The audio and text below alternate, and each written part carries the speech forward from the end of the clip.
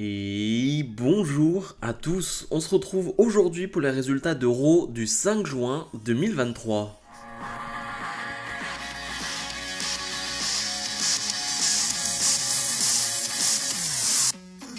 Le show qui s'ouvre avec le champion du monde, poids lourd, Seth freaking Rollins, ambiance de malade comme d'habitude, dès que Seth Rollins est là, c'est assez dingue. Et Seth Rollins va nous dire, je suis allé voir dans les archives et ça fait 2 ans que ce titre de champion du monde n'a pas été défendu lors d'un Raw, donc je me suis dit pourquoi pas faire un Open Challenge, et on le sait, c'est Damien Priest qui a répondu à cet Open Challenge, donc ce sera le main event de la soirée, et finalement du coup le Judgment Day va arriver, en tout cas Damien Priest et Finn Balor vont arriver, et Damien Priest va lui dire mais bon, t'es bien sympa de mettre ce titre en jeu, etc. Tu parles du Judgment Day, tu nous mets en avant, mais clairement, moi, j'ai pas besoin de tout le monde. J'ai pas besoin du Judgment Day pour remporter ce titre. Je peux le remporter tout seul, et Seth Rollins va le prendre au mot, va lui dire, tu sais quoi, vu que tu n'as besoin de personne pour remporter ce titre, je te propose ce soir, que tu viennes, et que le Judgment Day n'ait pas le droit d'être autour du ring, voilà, doit rester en backstage. Sur le coup, Finn Balor est absolument pas d'accord, lui en tant que chef a compris et sait comment ça fonctionne, et non, Damien Priest, il accepte, ce qui rend un peu furieux Finn Balor, et Seth Rollins va lancer une dernière punchline d'ailleurs pour finir le segment, parce que Damien Priest lui dit que voilà, ce soir il va finir son règne qui est extrêmement court, et Balor va lui dire, dans tous les cas, Rollins va dire, en parlant de Balor, dans tous les cas, mon règne est déjà plus long que celui de Finn Balor. Aïe aïe aïe, ça fait mal, on se rappelle du règne malheureux de Finn Balor en tant que champion Universal qui a duré un jour suite à sa blessure. C'était pas gentil de la part de Rollins de le rappeler dans ce moment-là, mais bref, c'était une belle promo, ça met en avant à peu près tout le monde. Un Priest qui veut se mettre encore un peu plus en avant en étant à part du Judgment Day, c'est-à-dire qu'il ne veut pas l'être du Judgment Day. Ça, je trouve ça plutôt intéressant et ça sent vraiment très très bon pour ce main event. Match de qualification pour le Money in the Bank féminin, Becky Lynch fait face à Sonya Deville. Si vous l'avez remarqué, chaque fois que Seth Rollins est dans un segment, le segment qui suit, c'est Becky Lynch. En tout cas, c'est quasiment tout le temps le cas. C'est vraiment très souvent le cas, ou inversement, quand Becky Lynch est dans un segment, Seth Rollins c'est le segment d'après. Alors je sais pas si c'est voulu, si c'est fait exprès ou non, mais je trouve ça plutôt amusant. Bref, on a un combat de 8 minutes, et c'était franchement pas mal. C'était vraiment pas mal. Je le disais récemment, je trouvais que Becky Lynch, qui est vraiment au top de sa forme, donnait un peu trop de place à son adversaire dans les combats, et laissait son adversaire briller, ce qui des fois n'était pas toujours une bonne chose. Et là, pour le coup, c'est elle qui va prendre les choses en main, et j'ai envie de dire tant mieux face à Sonya Deville. Désolé Sonya Deville, mais bon, à un moment donné, faut le dire. Voilà. Tant mieux qu'elle prenne les choses en main, et clairement, elle fait vraiment un bon match. Sonya Deville suit bien le rythme et fait ce qu'il faut, c'est-à-dire qu'on lui demande pas grand-chose dans ce combat, mais elle fait les choses bien. On a bien évidemment 15 000 interventions de Chelsea Green, on a d'ailleurs Zoe Stark et Trish Stratus qui vont arriver en plein milieu du combat, qui vont juste observer, et tu te dis clairement qu'elles vont jouer un rôle, et pas forcément un bon rôle pour Becky Lynch, mais finalement pas du tout. Becky Lynch va réussir à s'en sortir malgré toutes ces interventions de Green, et va se qualifier pour le Money in the Bank. Très très bonne nouvelle, j'avais pas forcément envie de voir Deville dans ce Money in the Bank, voir Becky Lynch dans ce Money in the Bank. Bien évidemment, on s'attend à ce que cette histoire avec Trish continue, et donc forcément il y aura peut-être Trish ou peut-être Zoe Stark dans le Money in the Bank, on en reparlera plus tard dans la soirée, mais c'est une bonne nouvelle. Pour le Money in the Bank féminin, c'est une très bonne nouvelle. Le champion intercontinental Gunther fait face à Kevin Owens. Un match un peu random, il y a eu une certaine interaction en backstage quelques secondes auparavant, et Kevin Owens a dit on se retrouve sur le ring maintenant. Ok. Et on va avoir un match de quoi 14 minutes, quelque chose comme ça, qui honnêtement, vous savez, je ne mets pas de notes en termes de match en weekly, mais ça vaut bien un 4,25, 4,5. Quel combat. Alors on s'attendait à ce type de combat-là, mais ça dépendait aussi de la durée du combat, du temps qu'on allait leur laisser. On leur a laissé du temps, et c'était génial. C'était franchement génial. En plus, c'était un combat qui n'était même pas pour le titre, mais il y avait une ambiance de folie là aussi, parce que le public était à fond. Le public avait envie de voir Owens battre Gunther qui semble invincible. Bref, c'était un super combat. On a encore un Gunther qui va détruire Kevin Owens, vraiment pendant quasiment 10 minutes. Un Gunther qui est sans partage, vraiment domination sans partage. D'ailleurs, il fait quelque chose qu'on ne voit que très rarement. On voit souvent des des attaques au niveau des jambes, des attaques au niveau des bras, et on continue ces attaques tout au long du match, et bah Gunther lui va se focus sur la nuque de Kevin Owens et va s'en prendre à la nuque de Owens pendant tout le long du combat. C'est assez violent, c'est plus visuellement c'est ce qui fait le plus mal en tout cas qu'une attaque au bras, aux jambes. Ouais, quand on attaque à la nuque, ouais, ça fout quelques frissons et c'est ce que va faire Gunther pendant tout ce combat. Et c'est génial, c'est vraiment génial, c'est un super combat. Franchement, ouais, je m'attendais absolument pas à ça, mais on est content de voir ça. Finalement, en fin de combat, on va avoir quelques interventions d'Imperium et Sami Zayn ne peut pas s'en occuper, Owens non plus. Malheureusement, c'est du 2 contre 3. Et lorsque Kevin Owens va revenir sur le ring, eh bien Gunther va lui porter un petit roll-up. Et oui, petit roll-up, 1, 2, 3, victoire de Gunther, qui voilà, enchaîne les victoires comme d'habitude, mais voilà, on protège un peu Kevin Owens, c'est plutôt logique aussi. Et d'ailleurs, il y a un segment backstage ensuite avec Riddle face à Imperium, où tu as Riddle qui est plutôt très sérieux maintenant et qui va s'en prendre aux deux membres de Imperium. Il va vraiment les mettre au sol, et j'aime beaucoup cette personnalité-là de Riddle, j'aime bien le côté rigolo, etc. Mais là, il a l'air très très sérieux, et le Riddle Gunther, là aussi, ouais, j'ai hâte de le voir. Les nouvelles championnes par équipe féminine, Shayna Baszler et Ronda Rousey font face aux nouvelles arrivantes du côté de Raw. Kayden Carter et Katana Chance qui font leur première apparition à Raw. Alors, elles étaient dans un segment backstage juste avant, elles sont dans un match là. Et honnêtement, si je suis totalement honnête avec vous, quand ce match est annoncé, je me dis... Oh, quelle mauvaise idée. Quelle mauvaise idée de les mettre directement face aux championnes. Alors, c'était pas un match qui est pour le titre, mais... les mettre directement face aux championnes, on connaît déjà le résultat, quel est l'intérêt, etc. etc. Et bah non, c'était très bien, et c'était une très bonne idée, parce qu'on a vu à quel point elles étaient compétitives, on a vu à quel point elles étaient intéressantes, qu'elles étaient bonnes sur le ring. Vraiment, c'est de superbes catcheuses, et c'est une superbe équipe, elles l'ont prouvé sur ce combat. Pour ceux qui ne les connaissaient pas, je pense que c'est une bonne première impression, elles n'ont pas botché quoi que ce soit, elles ont été très sereines, tu vois qu'il y a une vraie alchimie entre les deux, tu vois qu'il y a une vraie science du match par équipe, le nombre de tags qui sont faits pendant le combat, à plusieurs moments, ouais, il y a une vraie science du match par équipe, et honnêtement, c'est un match qui fait 7 minutes, quelque chose comme ça, et c'est très bien. C'est très bien, c'est une bonne première apparition, je trouve, pour Katana Chance et Kayden Carter, parce que ouais, elles montrent de quoi elles sont capables, et je suis vraiment très content de voir ça. Le public qui est pas très chaud au début, qui se dit, bon, on les connaît pas trop, on sait pas, et ils vont un peu s'enflammer sur la fin de match, avec leur finish de Katana Chance et Kayden Carter qui ne va pas suffire, car Shayna Baszler va réussir à revenir dans le combat, mais ouais, c'est très bien.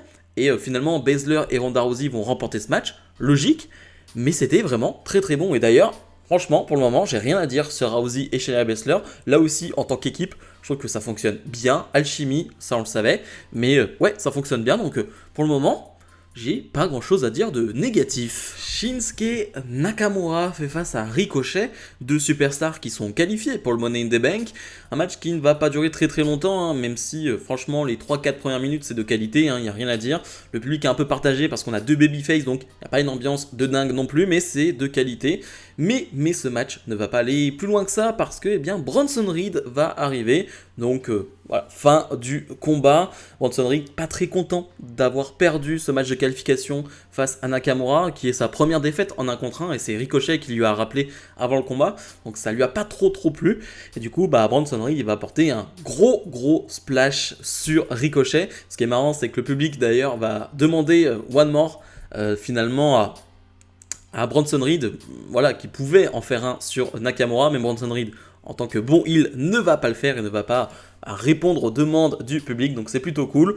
On met en avant Bronson Reed, est-ce que Bronson Reed va, par je ne sais quel moyen, finalement revenir dans la course au Money in the Bank? Bonne question, ou alors c'est simplement pour qu'il reste fort, on verra bien. Miss TV avec pour invité Cody Rhodes, alors... Cody Rhodes qui va vite fait parler de Brock Lesnar en disant qu'il est dans sa période d'hibernation, voilà, c'est son hibernation annuelle, donc Brock Lesnar n'est pas là et on ne sait pas vraiment quand est-ce qu'il va revenir, et c'est un peu la question qu'on se pose, quand est-ce que ce troisième match entre Lesnar et Cody Rhodes aura lieu. Il semblerait qu'il n'aura pas lieu du côté de Money in the Bank, mais plutôt SummerSlam, donc que faire avec Cody Rhodes d'ici là? The Miz il a un peu une réponse à cette question, il va dire, mais tu sais quoi j'ai invité quelqu'un, qui lui aussi eh bien, a un héritage familial et qui doit vivre des moments compliqués. C'est Dominic Mysterio. Donc Dominic Mysterio va arriver sous les huées, vraiment, mais encore une fois, hein, incroyable. Et surtout avec Rhea Ripley. C'est incroyable parce que Dominic Mysterio va parler. On va complètement pas l'entendre en fait, parce que c'est impossible de l'entendre. Ça a eu dans tous les sens. Vraiment, c'est inaudible. Vraiment, c'est assez fou. Et ouais, c'est dingue. Et d'ailleurs, et Cody Rhodes va détruire Dominic Mysterio. Vraiment, Cody Rhodes a décidé de détruire Dominic Mysterio. Cody Rhodes va lui dire oui, je sais que tu as passé un mauvais moment, les 15 minutes où tu as été en prison.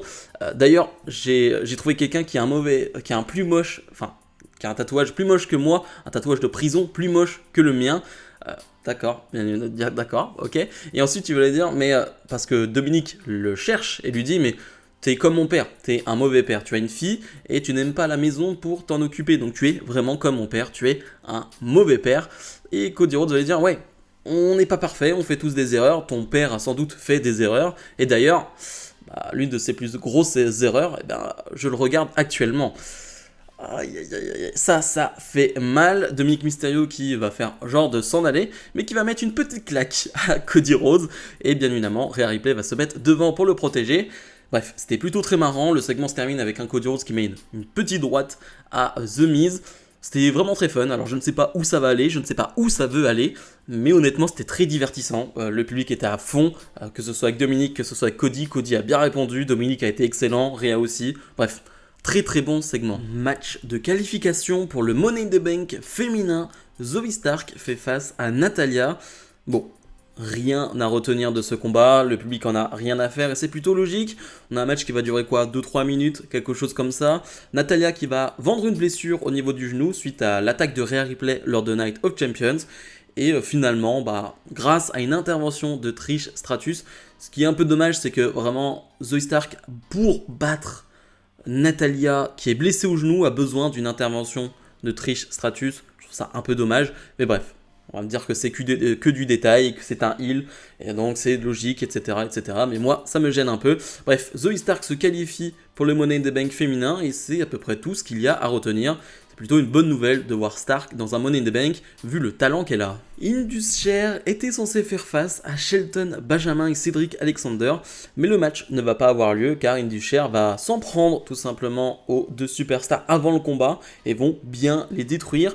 C'est la première fois qu'Indus Sher finalement font face à de réels superstars du roster et non à des jobbers. Alors certes, il n'y a pas eu de combat, mais et en plus, Benjamin et Alexander sont pas vraiment des top superstars du roster, on est d'accord, mais ce ne sont pas des jobbers, donc on va dire que c'était un fait un peu marquant d'Indus Sher, et encore une fois, on va voir où ça veut aller, ou est-ce qu'il y a vraiment un plan avec Indus Sher. Franchement, permettez-moi d'en douter. Et le main event, Seth Rollins défend son titre de champion du monde poids lourd face à Damian Priest, un combat qui va durer presque 20 minutes, donc ouais, on leur laisse pas mal de temps. Ce qui est intéressant dans ce combat, c'est la qualité déjà du match, parce que, c'est pas une surprise, le match est de grande qualité, on s'en doutait. Maintenant, voilà, on attendait de voir quel temps ils allaient leur donner. Bon, ils leur ont donné plus de 20 minutes, c'est plutôt honnête, plutôt correct. Mais moi, ce qui m'intéresse aussi, c'est la manière dont on présente Seth Rollins dans ce match, et depuis maintenant 1 à 2 semaines, c'est le fait qu'on fasse tout pour mettre en avant qu'il soit l'inverse, qu'il est l'inverse de Roman Reigns. Vraiment, c'est ça qu'on met en avant. C'est-à-dire que là, il va défendre son titre à Raw, chose que bien évidemment Roman Reigns ne fait jamais à SmackDown, mettre son titre en jeu. Lui qui défend son titre déjà pas tous les mois, non, il ne ferait jamais ça. Clairement, on te montre que c'est un fighting champion, qu'il est là chaque semaine. Bref, clairement dans la présentation, on fait tout pour te montrer que lui c'est un gros babyface et qu'il est l'inverse de Roman Reigns. C'est clairement pour te montrer, pour ceux qui peut-être sont lassés de Roman Reigns, regarde Raw, t'as un champion qui est là chaque semaine, et ça clairement c'est ce que veut faire WWE. Mais bref, pour revenir au combat, on a donc un Damian Priest qui est tout seul, qui est sans le Judgment Day comme il l'avait demandé, et il s'en sort plutôt bien, il est à 2 doigts de gagner à plusieurs reprises. Mais ouais, c'est un match de grande qualité, c'est un match qui, comme on s'en doutait, est de haut niveau. Honnêtement, si je devais donner une note, parce que on parle d'un gros main event, je peux donner une note. On est sur un 4,25 je pense, ce qui est quand même un très bon main event. malheureusement pour Damien Priest, à sa surprise, Finn Balor va venir, Finn Balor va intervenir, ça ne va pas suffire, mais surtout, Damien Priest va voir que Balor est là, et va se poser des questions, il va se demander, mais qu'est-ce qu'il fait là en fait? Pourquoi il est là? Qu'est-ce qu'il fait là? Et Damien Priest va finalement perdre ce match, donc Rollins reste champion bien évidemment, et on va avoir un face-à-face entre Balor et Rollins.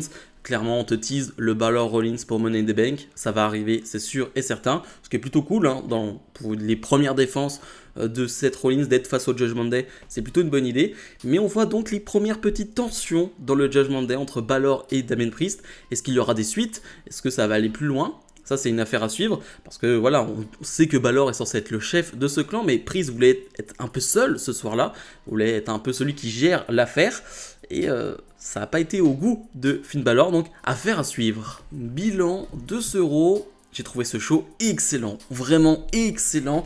Qualité sur le ring, vraiment assez extraordinaire. On a eu vraiment de très très grands matchs ce soir, des matchs qui... franchement, était d'un haut niveau. On a eu de bons segments. Moi, je pense forcément au Miss TV qui était vraiment très cool. Le segment d'intro de Rollins était sympa. Bref, franchement, c'est un très bon Raw. Franchement, je retire pas grand chose. Alors, tu as ce côté filler à un moment donné avec Inzu Cher, voilà, le match de Zoe Stark, etc. Mais franchement, dans l'ensemble, c'est un excellent Raw. J'ai pas vu les 3 heures passer, honnêtement. Je trouvais que c'était vraiment assez excellent et bien exécuté. Franchement, c'est l'un des meilleurs Raw de ces dernières semaines en termes de qualité sur ring, en termes de storyline, de ce qu'on essaye de nous raconter pour les prochaines semaines. Franchement, ouais, ça fait plaisir. On est sur un bon 9 sur 10 de mon côté. Bref, comme d'habitude, n'oubliez pas de mettre le pouce vers le haut, de vous abonner. Et nous, on se retrouve dès demain pour ma review de NXT. Salut, salut!